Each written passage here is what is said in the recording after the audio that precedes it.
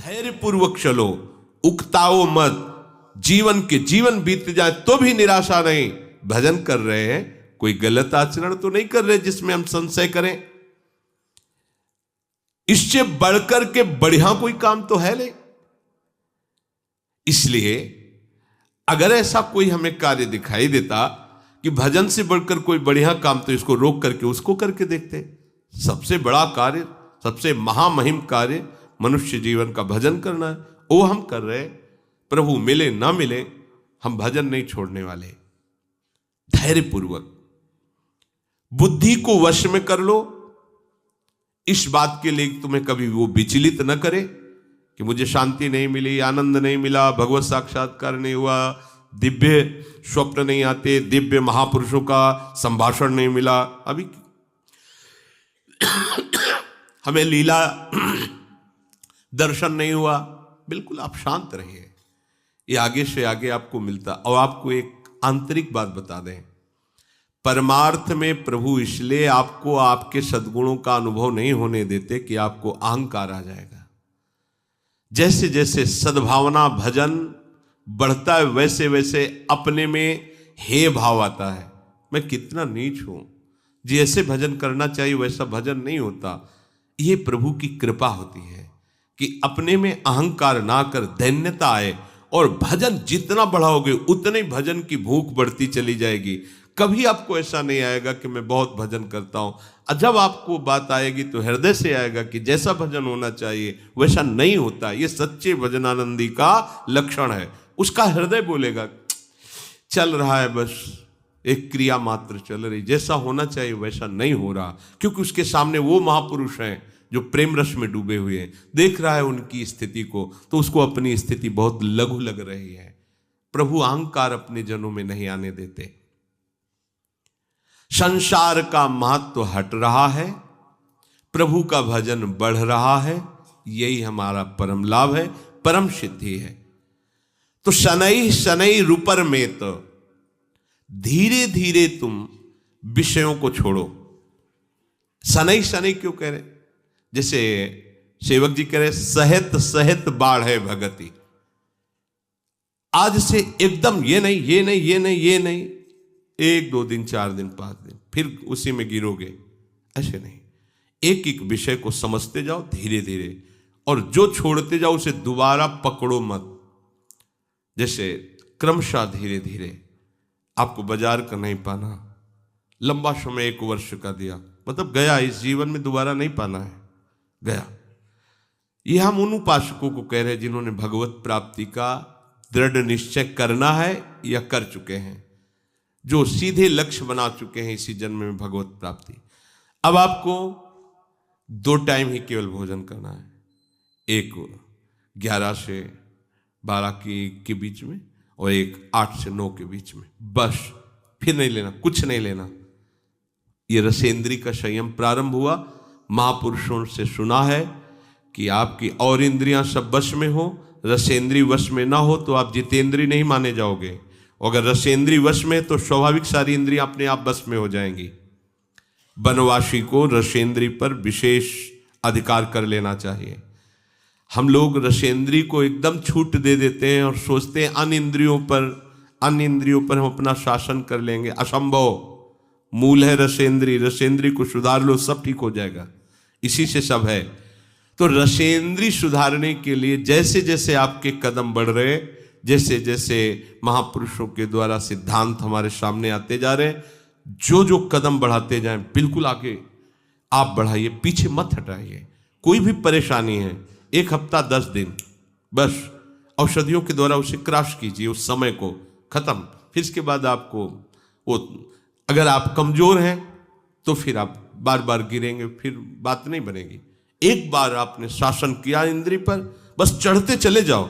दुश्मन को सांस लेने का अवसर मत दो। देखो, वही धोखा खाता है जो अपने शत्रु पर दया करके बख्श देता है। चतुर शासक शत्रु को बख्शता नहीं है। जो इंद्रियां हमें अनंत जन्मों से हमारे प्रीतम से विमुख रखकर हमारा नाश करती रही हैं, आज गुरु कृपा से उन पर शासन करने का हमें अवसर मिला है। दुश्मन नीचे दब चुका है, आप ऊपर से उसको छोड़िएगा नहीं, आप चढ़े बैठे रहिए जब तक उसकी दम ना निकल जाए, फिर बात हो जाए। उसकी दम निकल गई तो अब हमारी दम रहेगी, अब हम अपनी दम से चलेंगे प्रभु की तरह। इंद्रियों की दम निकल जाना, मन की दम निकल जाना, विषयों के प्रति आकर्षण नष्ट हो जाना, मन मरा अर्थात विषयों की स्फुरना ही बंद हो गई। ये करना ही है, ये नहीं कि बस अब कुछ दिन की और बात है फिर नहीं। अब ये जन्म के जितने भी हमारे अंदर दोष हैं, झूठ ढूंढ करके उनको शनै शनै रूपर मेद बुद्धिया धृति ग्रहितया, बड़े धैर्य पूर्वक धीरे धीरे कदम बढ़ाओ, जो छोड़ते जाओ, दोबारा उधर मत देखो। जितने कम से काम चलने लगे बहुत अच्छा है, हर समय भजन परायण रहो। ये विषयों के सेवन से कोई शांति नहीं मिलती। जल्दीबाजी विषय त्याग के लिए भी न करे। देखो ये बहुत शोधी हुई बात भगवान कह रहे हैं, आज से ये बंद, आज से ये बंद, आज से बंद। नहीं बंद कर पाओगे। धीरे धीरे एक चीज छोड़ो, 2-4 महीने आराम से रहो, फिर धीरे से छोड़ो, फिर धीरे से छोड़ो, नाम को पकड़े रहो। आप धीरे धीरे एकदम निर्विकार हो जाएंगे। एकदम सब पूरी लाइन काट दी तो सब पूरी लाइन चलने लगेगी और बढ़ के चलने लगेगी। देखो कोई भी विषय जब हम छोड़ते हैं तो जो इंद्री जिस विषय में आसक्त रही है वो पूरे जोर से हमको परास्त करने की कोशिश करेगी। जितना पहले सेवन नहीं करते उससे अधिक सेवन करने लगोगे। जब आप छोड़ने का संकल्प बनाना चाहोगे वो आपको ये दिखा देगी कि तुम मेरे बिना जी नहीं सकते हो। अब आपको दिखाना है कि मैं तुम्हारे को मार के रहूंगा। धीरे धीरे धीरे धीरे कदम बढ़ाते हो जाओ। उसको ये समझने न दो कि हम इसे छोड़ने वाले हैं। धीरे, और एकदम नहीं छोड़ा जाता, धीरे धीरे छोड़ते छोड़ते ऐसी ऊंचाई पर पहुंचे, बस राधे श्याम। जहां छूटा तो दोबारा नहीं स्वीकार करना, ध्यान रखना। धीरे धीरे भगवान कह रहे शनै शनै रूपर मेद बुद्धिया धृति गृहीतया, धीरे धीरे उपेक्षा करते हुए ठान लिया है कि अब इसे नहीं खाना है पर खाएंगे। धीरे धीरे उसको छोड़ेंगे। एक को जिस दिन छोड़ पाए फिर उसके बाद चाहे मर जाए उसे खाएंगे नहीं, ये नियम लेना चाहिए। धीरे धीरे जिस विषय का त्याग किया उससे मुक्त हो गए। हमें पूरे जगत से मुक्त होना है, पूरे जीवन मुक्त होना है, तो धीरे धीरे जिस विषय की आवश्यकता नहीं थी प्रभु ने छुड़वा दिया। अनावश्यक वस्तुएं जो आवश्यक है, रोटी दाल पानी हवा, ये हमें सब मिल रही शरीर पोषण के लिए। धीरे धीरे विषयों की उपेक्षा करते हुए उदासीन हो जाए और फिर एकदम उपराम हो जाए, उसका चिंतन नहीं छोड़ दे। देखो चिंतन तब छूट जाएगा जब आपको यह कि अब कोई व्यवस्था उसकी बनने ही वाली नहीं है। कामनाओं का त्याग करने के लिए तुम उत्साहित रहो। हम काहे के लिए उत्साहित रहते? कामनाओं के द्वारा भोग भोगने के लिए। और परमार्थ क्या कह रहा है? कामनाओं के त्याग के लिए तुम उत्साहित रहो। मन से इंद्रिय समूह का संयमन करते रहो। ये मन आपको सहयोग नहीं देगा, आपको इसे प्रभु के आश्रय से जबरदस्ती हटाना होगा। आप सोचे कि कभी ना कभी तो मन उब जाएगा, तो जब से सृष्टि रची गई तब से आज तक नहीं उबा है। गोस्वामी जी कह रहे मेरो मन हरिजू हठ न तजय, निशिदिन नाथ देव सिख बहु विधि, करत स्वभाव निजय, मेरो मन हरिजू हठ न तजय। हे हरिजू, इसे बहुत समझाते हैं, विषयों में सुख नहीं है, प्रपंच में कोई तुम्हारा साथ देने वाला नहीं है, ये सब झूठा है। निशिदिन नाथ देव सिख बहुविधि, भरत इसका स्वभाव बड़ा चंचल और विषयों की तरफ जाने का है, ये मानता नहीं, बड़ा हठी स्वभाव का है। उन्हीं विषयों पर जा रहा है जिन पर हम मना कर रहे हैं। शास्त्र की बातें सामने रख करके इसको सिखा रहे हैं। इसको बहुत समझा रहे हैं कि देखो अनंत जन्मों में भोगते रहे, कोई सुख नहीं, अब हरि शरण में आ जाओ। नहीं समझ रहा, थोड़ी देर के लिए तो समझता है, ऐसा नहीं कि बिल्कुल नहीं समझ रहा है। कैसे थोड़ी देर के लिए? बोले ज्यों जुवती अनुभवती प्रसो अति दारुण दुख उपजय हुए अनुकूल विसारी सूल सठ पुनि खल पति ही भजे मेरो मन हरिजू हठ न तजे। जब युवती गर्भवती होती है, प्रसव का समय आता है तो भयानक पीड़ा होती है। उस पीड़ा के समय वो निश्चय करती है कि अब पति का संग नहीं करूंगी, ये बड़ा कष्टदायी है। फिर समय आता है वो भूल जाती है। बस ऐसे ही जब मन फंसता है, पिटाई होती है इसकी, तब कहता है कभी गलती नहीं करो, एक बार क्षमा कर दो। और जहां फिर समय मिला फिर वही चला जाता है। होय अनुकूल विसार सूल सट पुनि खल पति ही भजय। हे नाथ, इसे बहुत जगह ठोकरें मिलती है, लाते खाता है, पर ये वापस आने की सोचता ही नहीं। बड़ा विचित्र मन है। कह रहे इसे बहुत समझा रहा हूं, ये बड़ा विचित्र मन है। ये 100 जूता खाएगा फिर भी वहीं जाकर के बैठेगा, पैर छूने की कोशिश करेगा कि मुझे बैठे रहने दीजिए उन्हीं विषय द्वारों पर।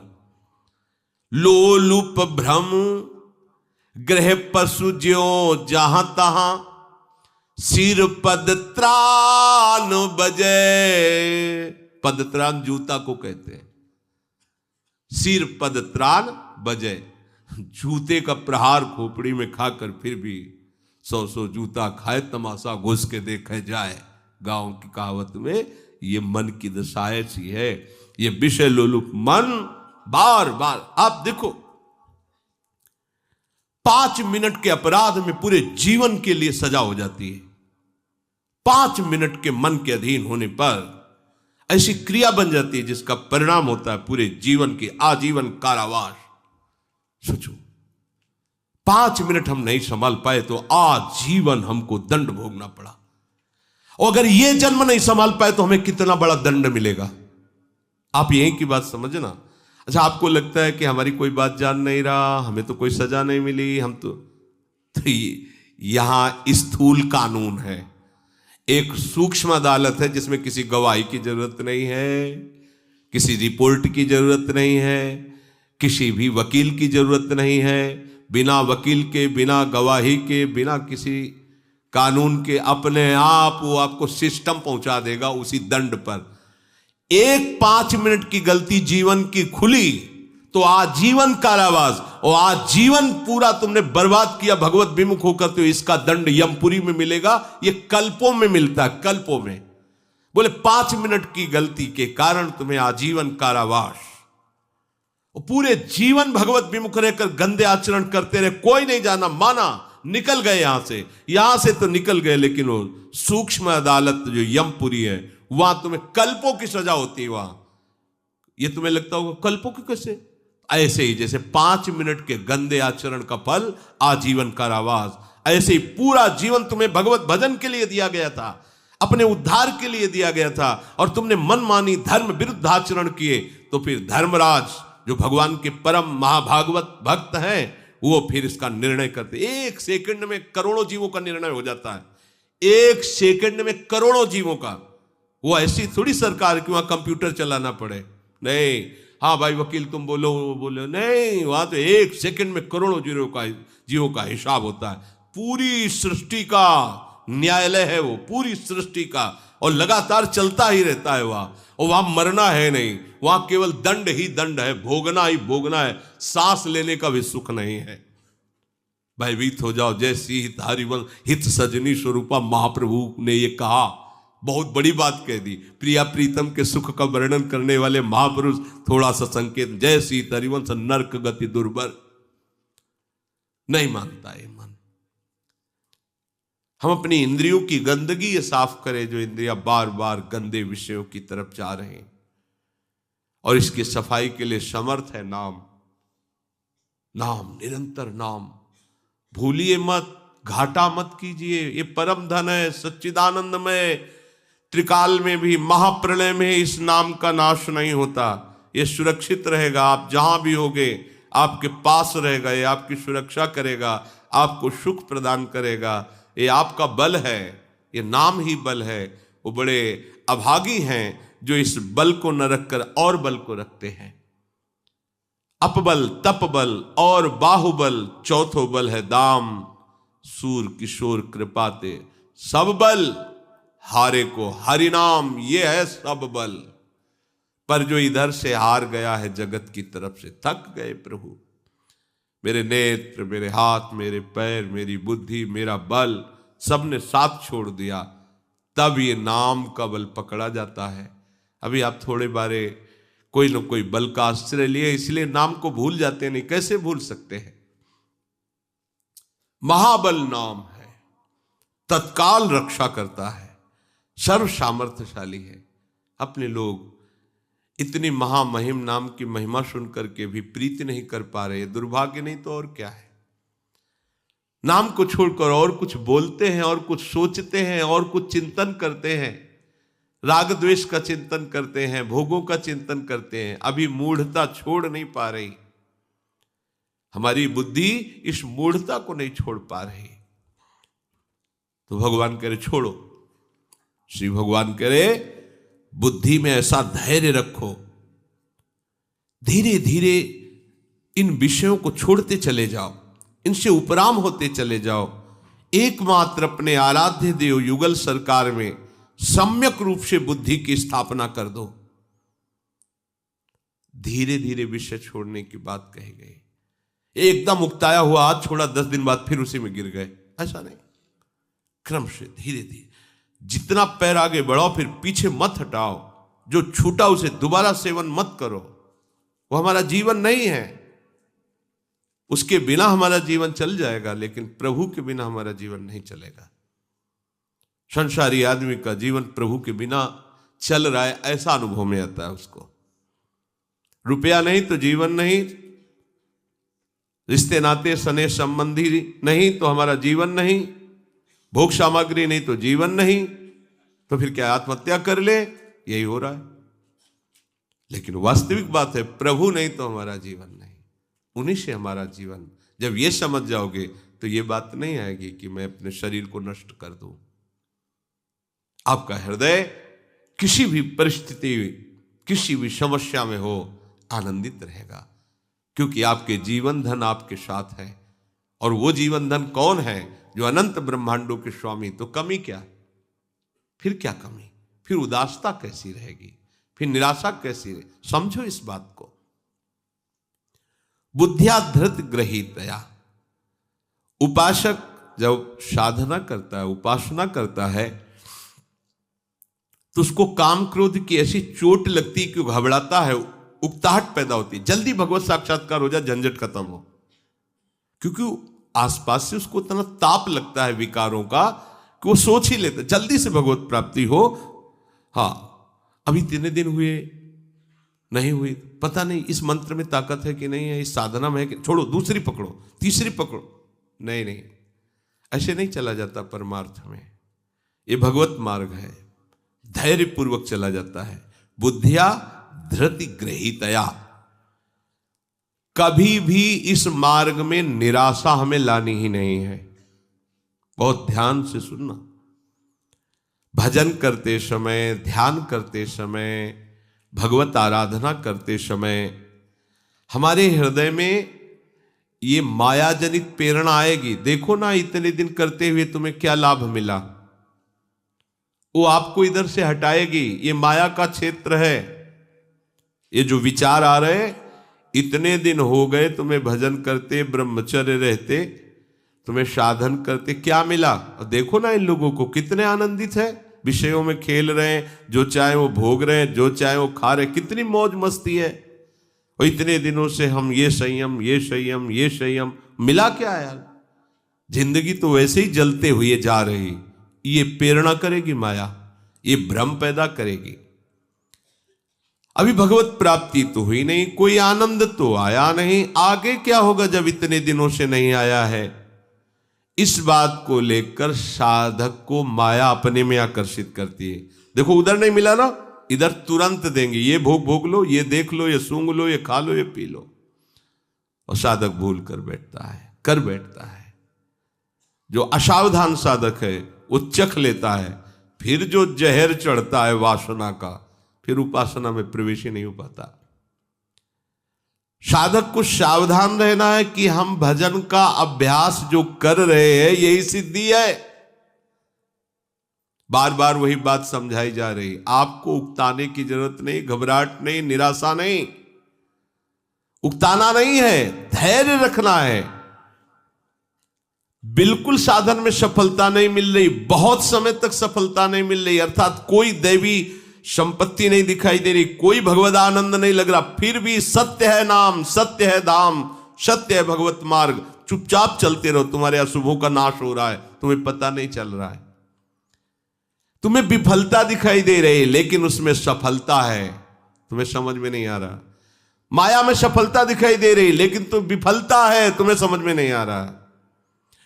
वर्षों के वर्षों बीत जाएं, शरीर भले छूट जाए, परवाह नहीं, पर भजन नहीं छूटने देंगे, कुछ लाभ मिले या ना मिले। ये इस मार्ग का उपासक कैसा धैर्यवान होता है। पूज्यपाद श्री उड़िया बाबा जी महाराज जब साधन काल में साधना करते थे तो एक छवि ऐसे रखते थे महात्मा बुद्ध की, और ये श्लोक उस छवि के ऊपर लिखा हुआ था, और उस छवि में महात्मा बुद्ध की हड्डी हड्डी केवल शरीर में रह गई थी, शुष्क एकदम शरीर सूख गया था, कृष्ण एकदम शरीर, आंख मूंदे हुए एक वृक्ष के नीचे बैठे हुए, ऊपर ये श्लोक लिखा हुआ था, इहासने शुष्यतु मे शरीरम त्वगस्थिमांशं प्रलयं च यातु अप्राप्य बोधम बहुकल्प दुर्लभम नैवासनात् कायमिदं चलिष्यति। इसी आसन पर बैठे हुए मेरा शरीर सूख जाए, चमड़ी मांस हड्डी तक गल जाए, नष्ट हो जाए, पर जब तक ब्रह्मबोध नहीं होता तब तक मैं उठने वाला नहीं। ये महात्मा बुद्ध जी ने पहला संकल्प किया था जब घर से निकलकर एक आसन पर बैठे, तो ये संकल्प, यह आसने शुष्यतु मे शरीरम त्वगस्थिमांसम प्रलयम च याति।